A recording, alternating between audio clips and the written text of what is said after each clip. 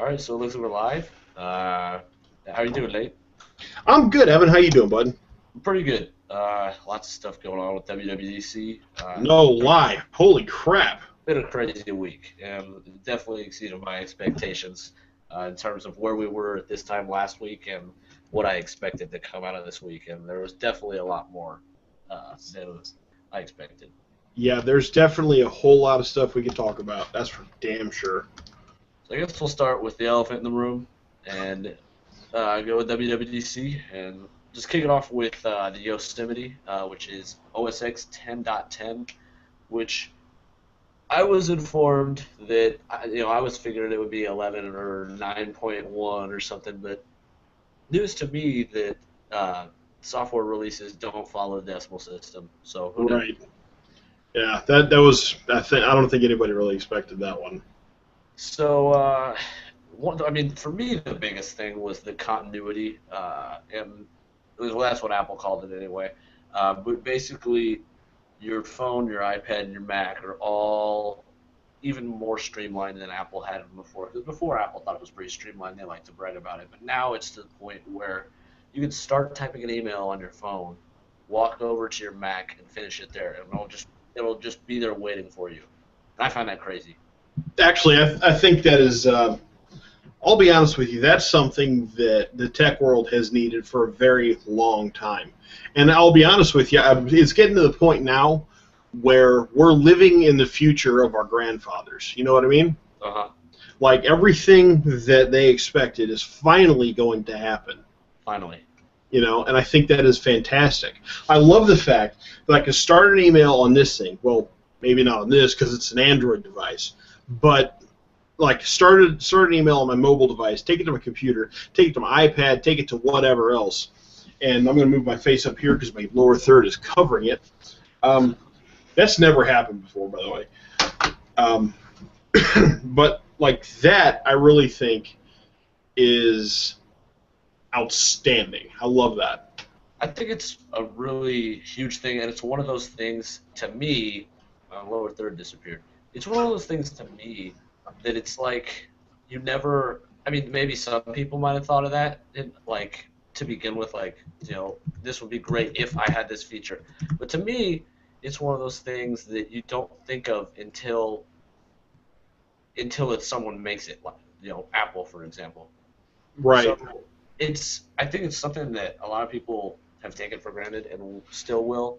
But other than that, I mean, that was one of the biggest things with Yosemite. Of course, they changed the background, they changed the font, and the icons are different. It's more iOS 7 looking as opposed to how Mavericks looks like iOS 6.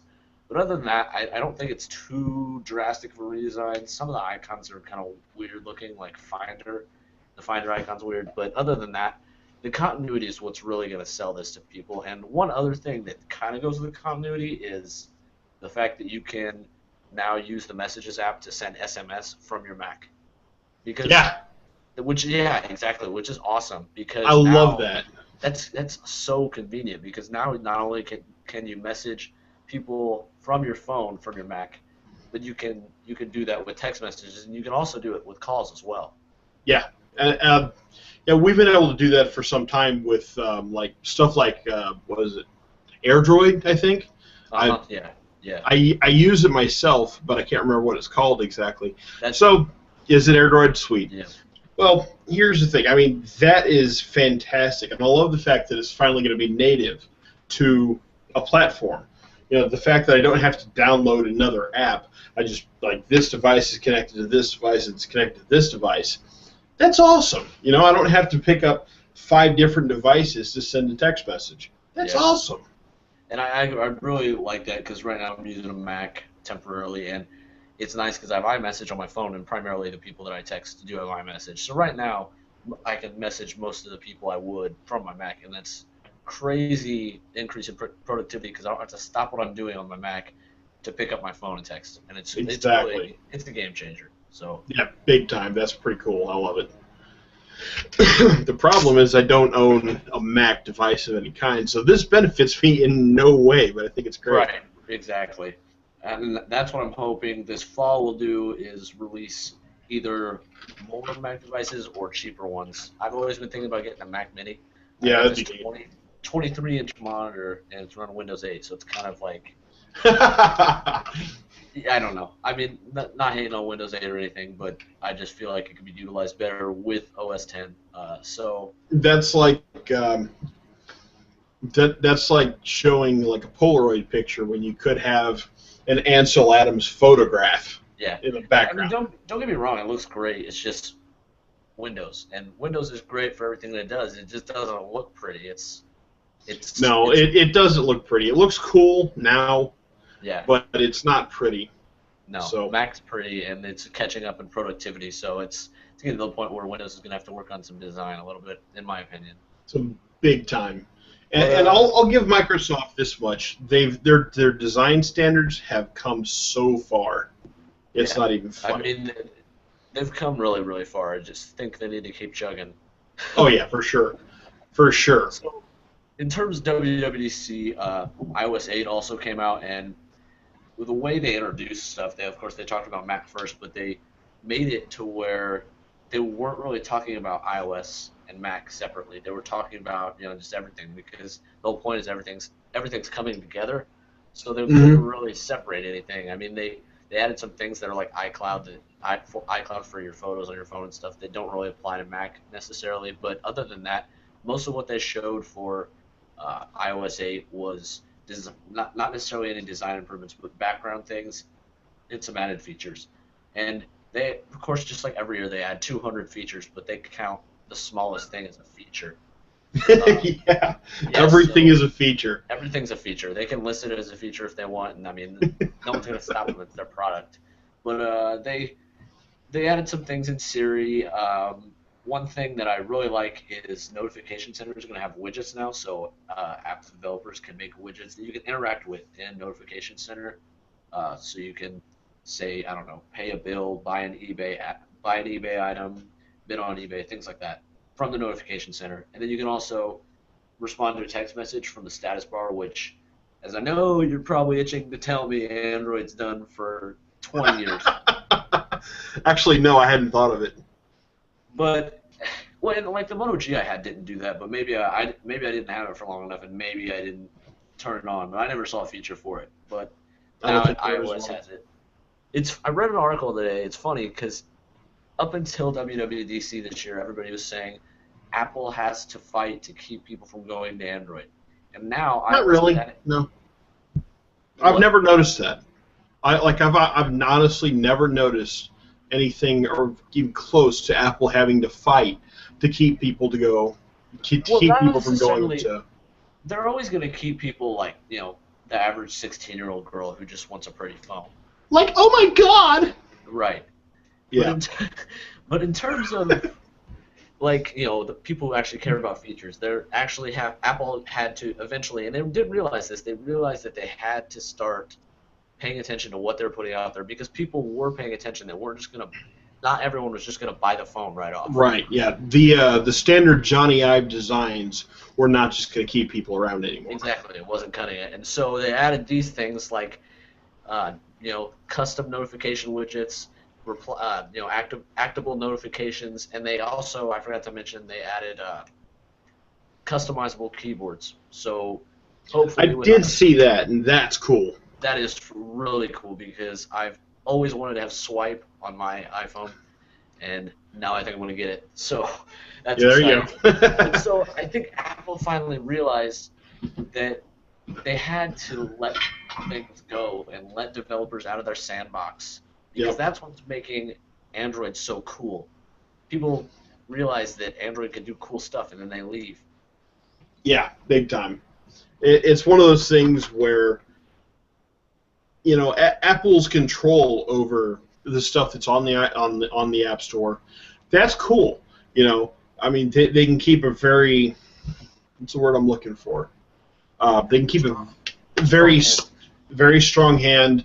The quality control is, it's always going to be up. You don't Yeah. always have that with the Play Store, and No, that's, really it's don't. understandable because it's open source and iPhone is not. But at the same time, I do kind of envy that because the QC is always definitely up.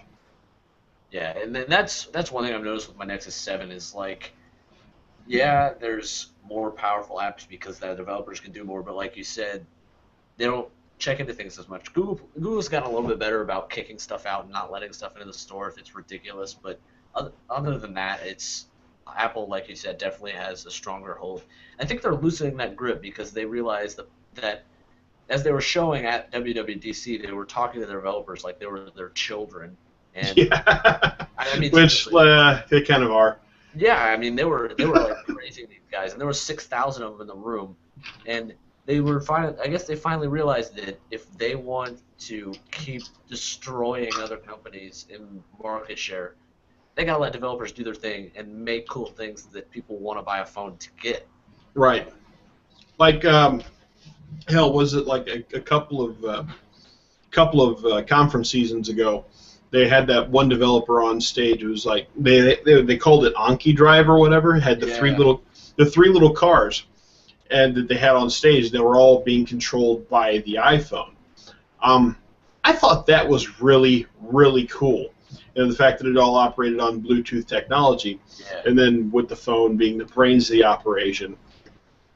But whatever happened to that?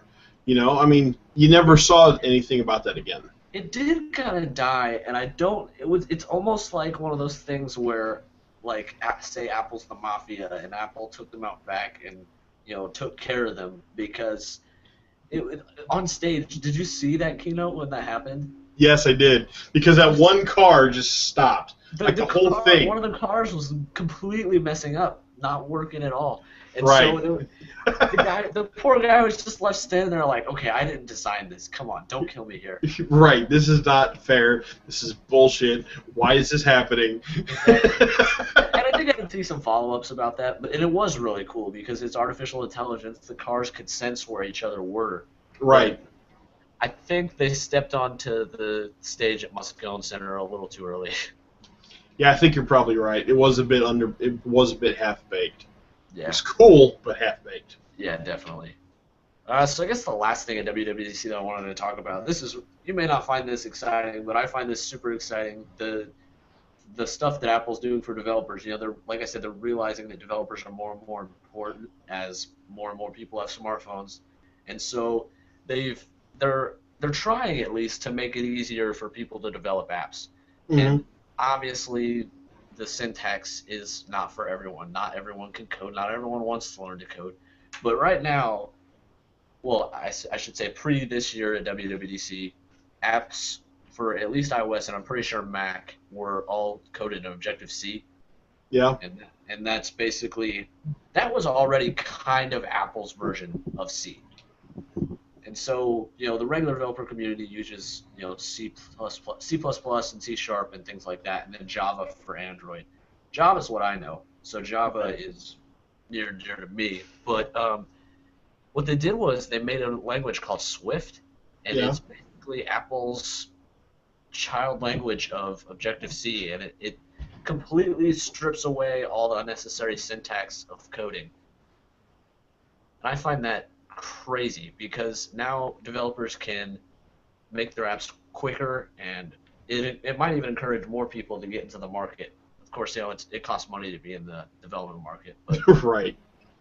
other than that, I mean, it's just a crazy. I found that crazy. They just came out there and said we have a new programming language. I don't remember the last time I heard of a new programming language. Yeah. It's been a minute for sure. Yeah.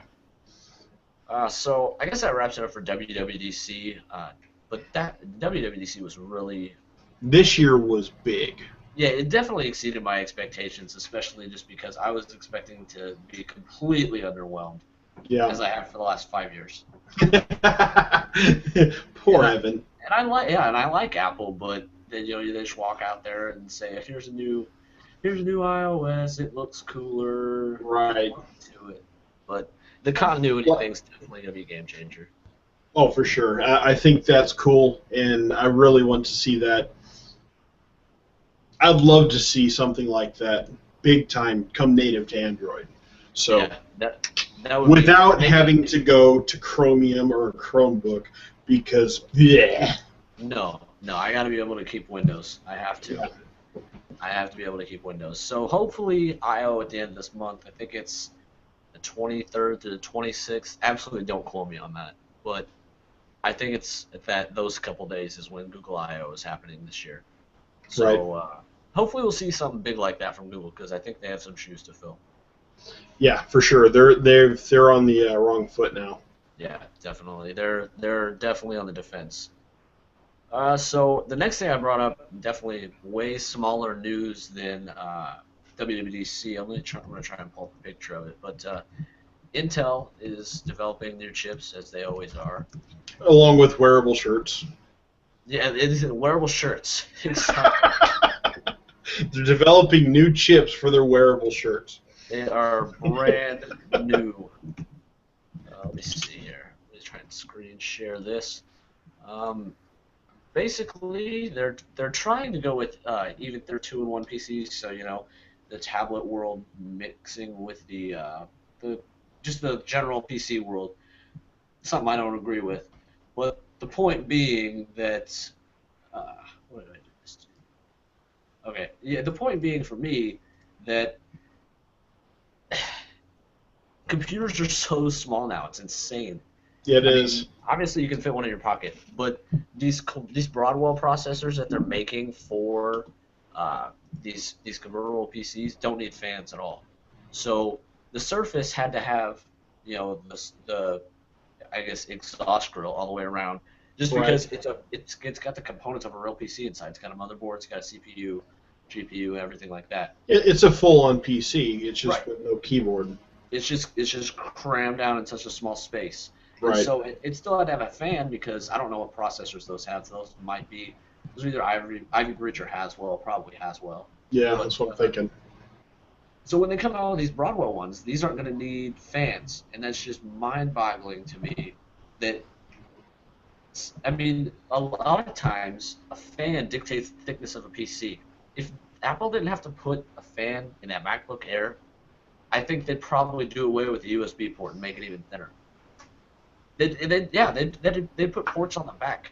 They'd make the different motherboard that puts the ports on the back, and that thing would be as thin as a piece of paper. Oh, it'd be absolutely ridiculous.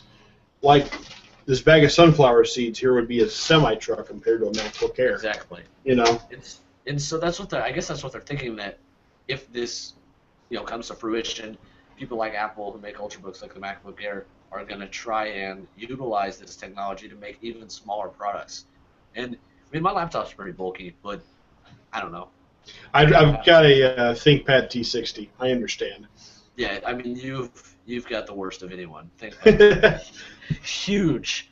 Which is hilarious because to me it's tiny, but Right, everyone else is like, damn, that thing's huge. It is huge. I can't even imagine you trying to use an 11-inch MacBook. It's pretty comical. That would be comical. That's exactly what I was going to say.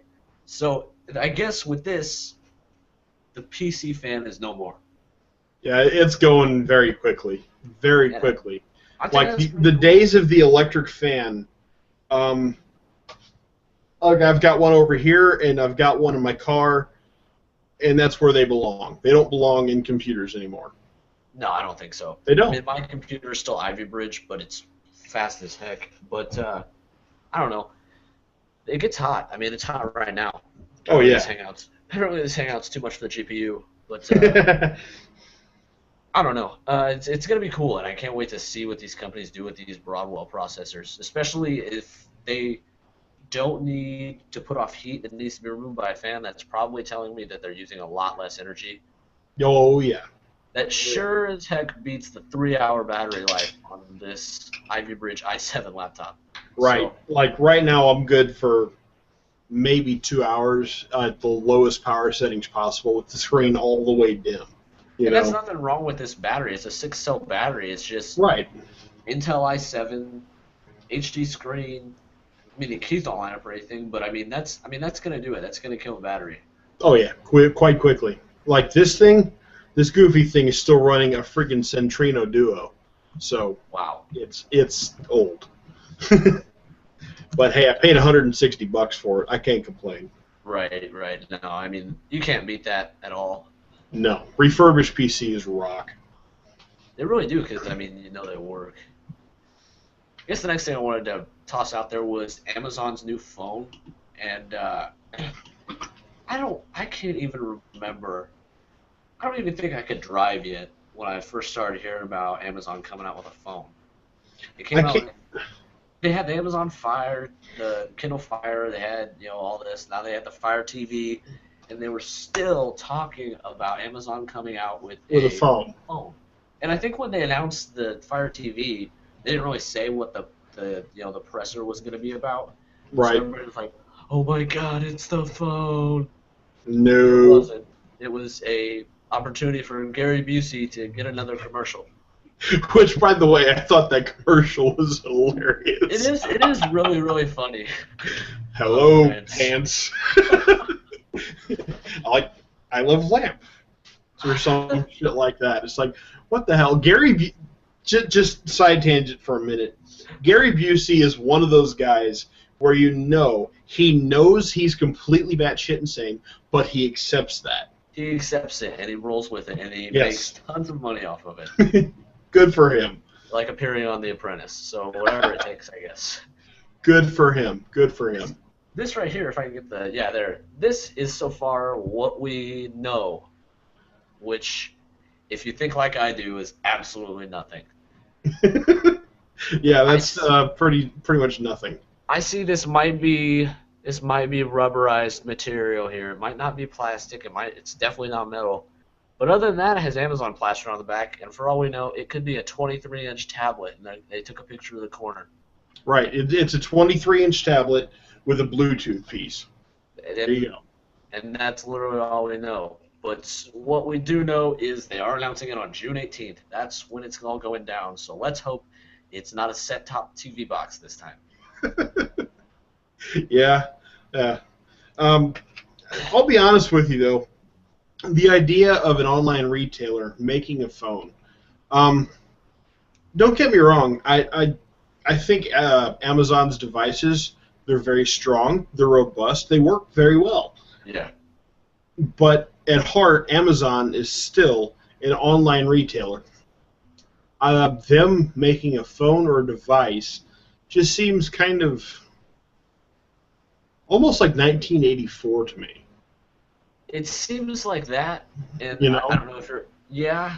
I'm referring to the Orwell book. Of course. Right. And which I almost went the other way because you seem to be the mindset that that's kind of scary, but to me it's like buying like your prescription glasses at a gas station. I don't know. That's a good way to put it. That's what it seems like to me. It's just like, Amazon sells people books, and they sell people pants and shoes. Well, right now they're not selling any books from Hachette, but that's beside the point. Right. No, I mean, they're not selling any books, but they have books for sale. Right. But to me, it's like, yeah, maybe they hired in some new people, but this thing, I don't have high hopes for it. I'll just leave it at that. I don't either. We'll see what happens. I've got here's where I'll leave that one at. I've got about as much high hopes for it as I did for Windows Phone. It works well. It looks great. I loved using it. I don't see it going anywhere. No, it's at like, what's Windows Phone at? Like 5% market share right now, I think. Yeah, and Something. that's climbing, but not very much. Definitely climbing. It's just a slow. It's a low slope. Right, because everyone sees the word Windows before phone, and they're thinking of those old like Palm Pilots and stuff. That it's just like, look at it. Right, yeah. It's like, ew, Windows, no, that's not cool. No. Well, and what a lot of people don't know is that when I got this iPhone, the next best thing, like in my mind, was a Windows Phone. I was either going to get that or I think I was going to get a 920 or a 900. No, Yeah.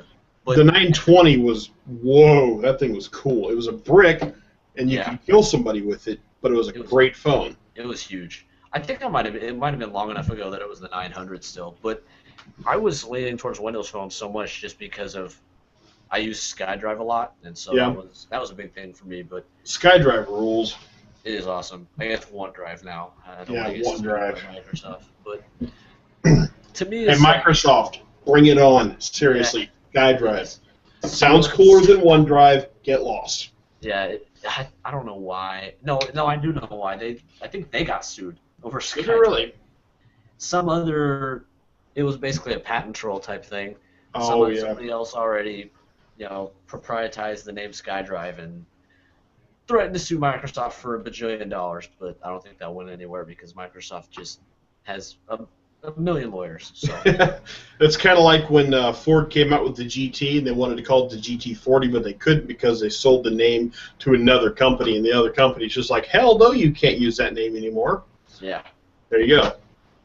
and I don't know how whatever. I mean, they'll do that, I guess. But I guess the next thing I wanted to toss out was something kind of stupid, and I don't know if I sent you this, but it's Netflix and what they're doing when people get buffering on their streaming videos. Did you I see that? love that. The snarkiness on that level, holy crap, that's cool. Yeah, I gotta try and pull up a picture of Like a that. snapshot or something. Yeah,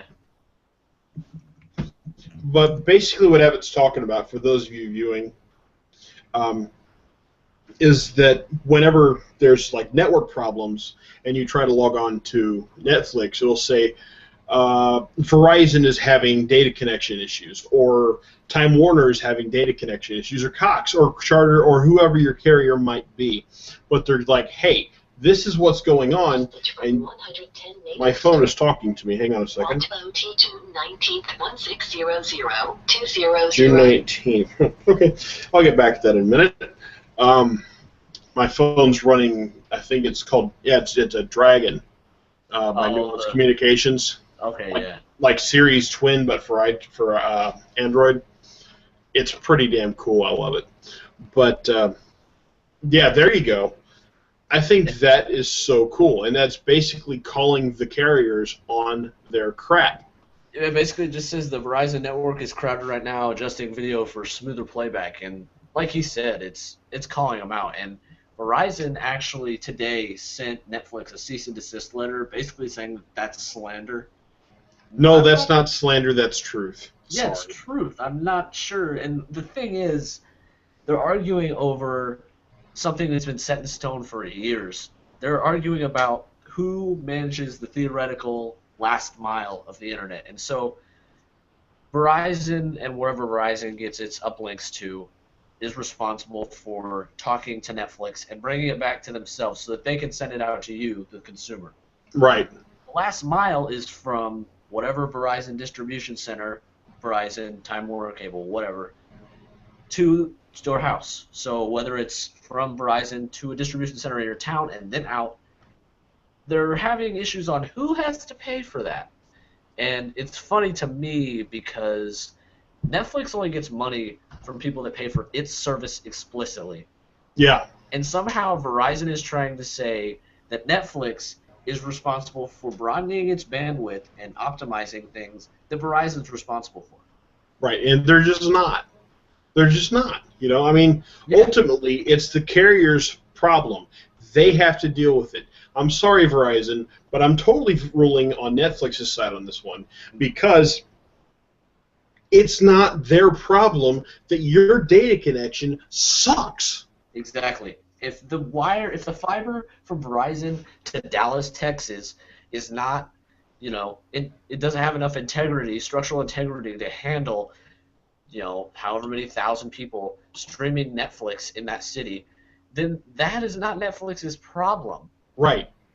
It's not. It's just not. Here and what it comes down to is, God forbid that the CEO, the COO, and basically all of the top-level management not get their $5 million bonuses. Exactly. Put that $5 million bonus back into their infrastructure, beef that shit up, and then they wouldn't have to do any more of this cease and desist bullcrap. Yes, it's seriously, and they're spending money on the litigation itself, let alone the CEO pay. They're spending money on litigation when they could have thrown that PR money into, like you said, infrastructure. Yeah, I have no sympathy for any of the carriers that send Netflix a cease and desist. None. And it's frustrating because it'd almost be like if a restaurant had a grand opening. My light is shining in the webcam. It would almost be like if a restaurant had a grand opening and a city decided that, you know what, the amount of cars that you attracted to your restaurant driving on our road that night when you opened, you know It's what? too much. Yep, you got to pay for that. You have to pay for that. I mean, beside the fact that you're already paying taxes to operate your Exactly. store here, and to make sure that we have, make sure we get a cut of that, that's completely beside the point. We want you to pay more because that's our street. You're using it. Right. And Netflix pays business taxes, and the restaurant would pay taxes. The road is publicly funded, and that the road is funded by the government, and the government would be Verizon. And so Verizon just has no argument here. They Netflix really doesn't don't. have to do No. anything. If Verizon really wants to take this to court, I'd like to see them do it. But I mean, granted, I don't know what kind of legal department Netflix has, but I'm sure they're probably pretty stout. as With all the titles and all the titles and stuff that they've got to carry just to attract customers. I'm sure they've got a killer legal department. oh, they have to, especially with anything copyrighted has to have some kind of legal backing. From my Exactly, standpoint. for sure. So I guess other than that, the other thing, unless you have something else that you wanted to bring up that you saw this week, the last thing that I saw was something that blew me away, corporate type deal, because Sprint is reportedly dangerously close to buying T-Mobile. And I distinctly remember 3 or 4 years ago, AT&T was like, it had ink on the page Yes, buying T-Mobile, and then the SEC said, nope, you know what? That's against antitrust laws. like they were literally this close to signing that deal. Literally, like they were in the room, I'm pretty sure, and then the FCC stepped in and said antitrust. Which at first I thought AT&T buying T-Mobile was a good thing because another company, more spectrum, better signal for me. I was being selfish, but anyway, Yep, it's okay. the So price was I. exactly, and so the price would have been more. But I mean, I'm sure T-Mobile customers might have been happy because they would have gotten a little bit better service. But at the same time, the antitrust laws definitely came in handy right then because that would leave literally three major In the companies. characters, campaigners, Yeah, whatever you want to call them. exactly, in the United States, and to me that's an insanely low number. Yeah, big time. But at the same time, though, if this does go through, if I were AT&T, I'd be so pissed. Yeah. Oh, because So it's pissed. just like the middle child who gets told he can't have a piece of cake for dinner, and then the mom gives the little kid next to him a piece of cake for dinner. Exactly. It's In like, this case, Sprint being the little kid, because let's face it, AT&T has been in this game a long damn time. like longer than a lot of companies in the United States. Yes, absolutely. And so it's like, if we can't do that, maybe it'll go through just because Sprint isn't as big as AT&T, and maybe there's a certain threshold for a trust to occur. Right. And I think you could be onto something there, too, because I think what a lot of it was people were afraid of the return of Ma Bell, like the big conglomeration of all of the phone companies in the country being owned by one company. And that's a scary thought. That's a really really scary thought actually. It is. But I don't know. It's like if AT&T can't do it, I'm not so sure that we should allow. I'm not so sure that we should allow them being Sprint to do this because if you're trying to avoid the Ma Bell situation, Sprint buys T-Mobile, then you just have three major companies, and best case scenario, those three companies stay together, and now you have instead of having two strong companies and two half-ass companies, you have three strong companies. Maybe that'll drive prices down. That'd be cool. I doubt That it. would be super cool. No, I highly doubt it too because AT&T knows they have everyone by the neck, and so in terms of that, I mean, there's not a whole lot the consumer can do, and it's a sad situation. So I say, for the sake of simple economics and principles that the United States government has used to defend the consumer for 150 years. Just keep them separate. If T-Mobile's going to survive, they're doing their Un-carrier thing. If T-Mobile's going to survive, they're going to survive, and that's all there is to it. I agree. I think it's survival of the fittest at this point. There's not a whole lot that you can do to fix anything, stop anything, or anything like that. Yeah, I agree. It's going to happen at some point in time, Right, and I just hope we don't get back to the Ma Bell situation.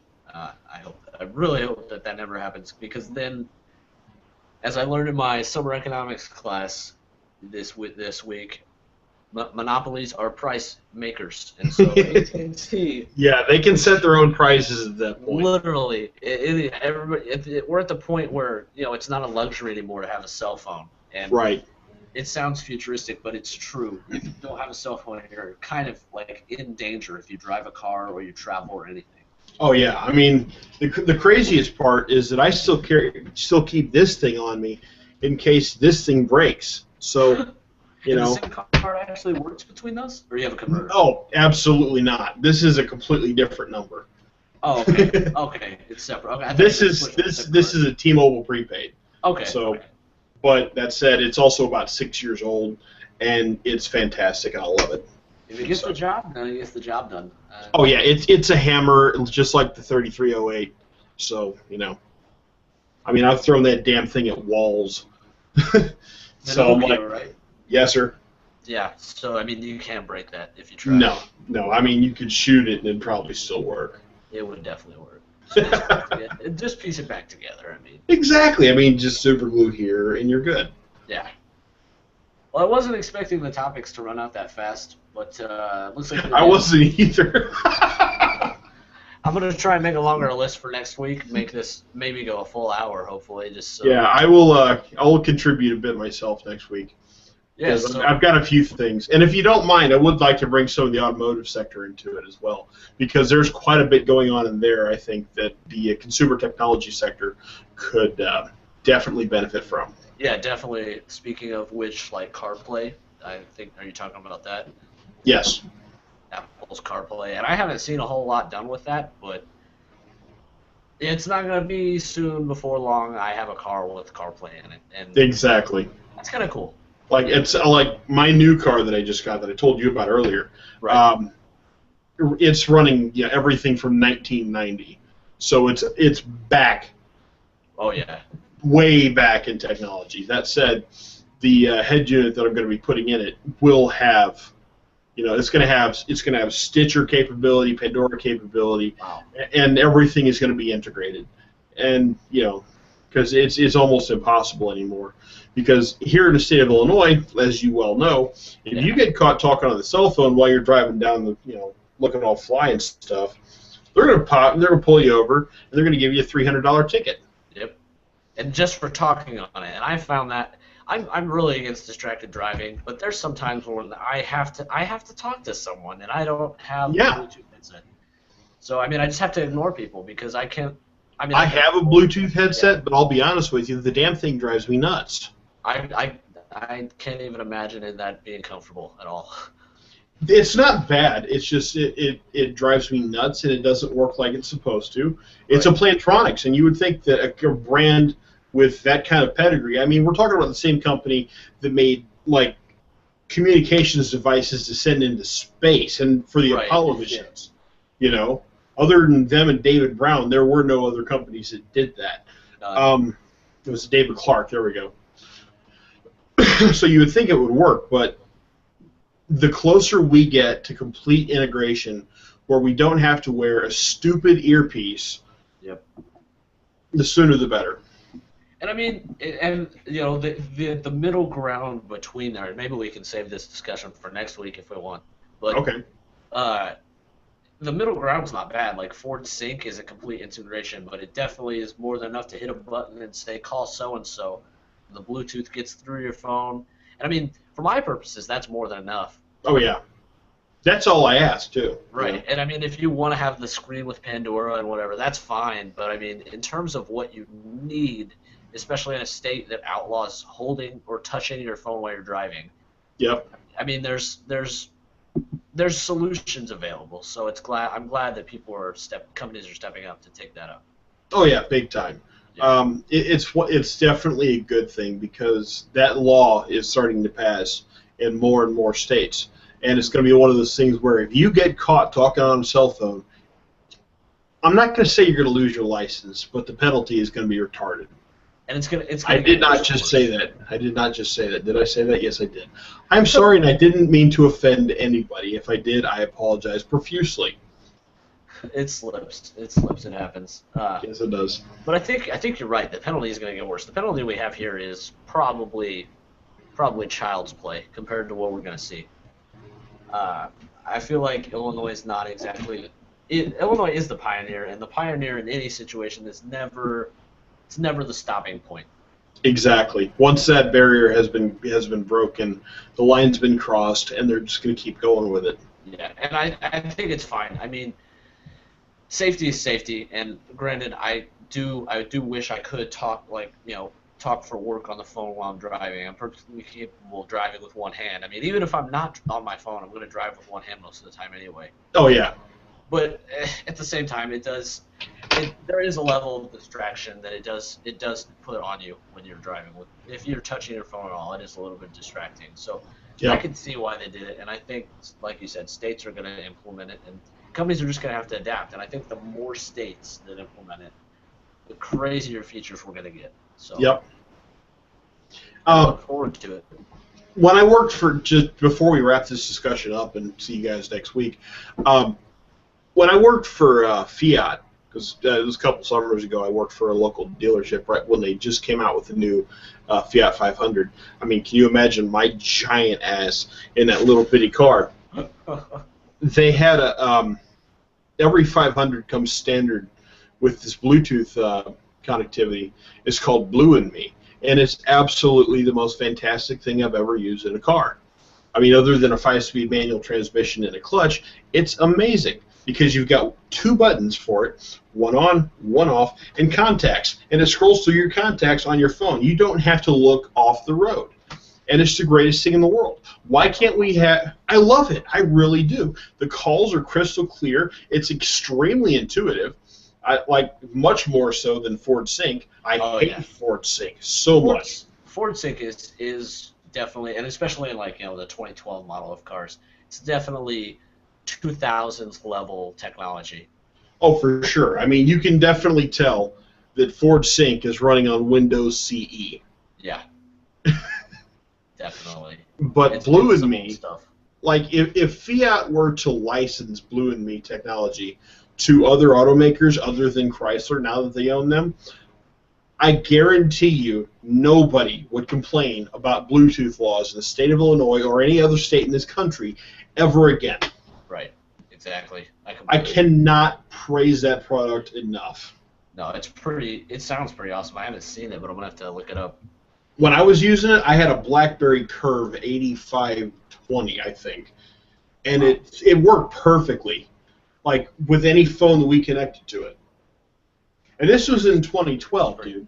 That's pretty slick. I can't even imagine what that looks like now. Oh, I'm sure it's amazing now. All right, well, I guess we'll wad this episode up and toss it to the side. Hopefully we get a longer list next week. Maybe we go a full hour and try to make this an 8 to 9 thing consistently. I don't know. We'll see how that goes.